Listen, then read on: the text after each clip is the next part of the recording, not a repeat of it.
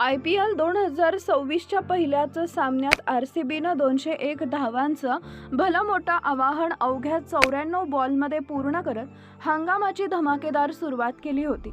RCBच्या या विजयाचा शिल्पकार हा विराट कोहली ठरलाय, कारण त्यानं 38 बॉलमध्ये 69 धावांची नाबाद खेळी करून RCBला मॅच जिंकून दिली. आता कोहलीनं इतक्या मेहनतीनं मॅच जिंकून दिली तरी त्याला प्लेयर ऑफ द मॅच का मिळालं नाही?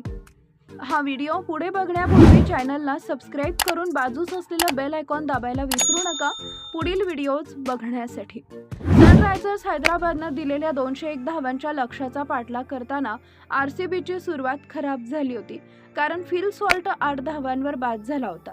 सॉल्ट बाद झाल्यानंतर विराट कोहली आणि देवदत्त पंडिकलनं RCBचा डाव सावरला होता. यावेळी पंडिकलनं 26 बॉलमध्ये 61 धावांची वादळी खेळी केली होती. त्यानंतर रजत पाटीदार आणि विराट कोहली मैदानात होते. पाटीदारनं यावेळी 12 बॉलमध्ये 31 धावांची खेळी केली.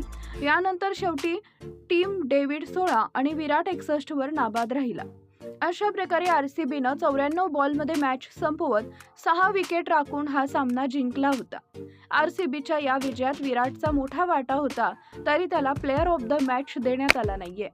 विराट कोहली ऐवजी RCB कडून डेब्यू करणाऱ्या जेकब डफीला प्लेयर ऑफ द मॅच देण्यात आलाय, कारण या सामन्यात जेकब डफीनं त्याच्या दुसऱ्याच ओव्हरच्या दुसऱ्या बॉलवर अभिषेक शर्माला 7 धावांवर बाद केलं होतं.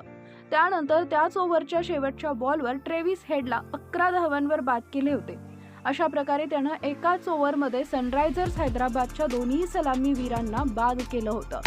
त्यानंतर जेकब डफीनं पुन्हा त्याच्या तिसऱ्या ओव्हरमध्ये नितीश रेड्डीला 1 धावांवर बाद केलं होतं. अशा प्रकारे त्यानं 14 बॉलमध्ये 3 विकेट घेतल्या. तसेच जेकब डफीनं त्याच्या 4 ओव्हरच्या स्पेलमध्ये 22 धावा घेऊन 3 विकेट घेतल्या होत्या. डफीच्या याच कामगिरीच्या बळावर त्याला प्लेयर ऑफ द मॅच देण्यात आलाय.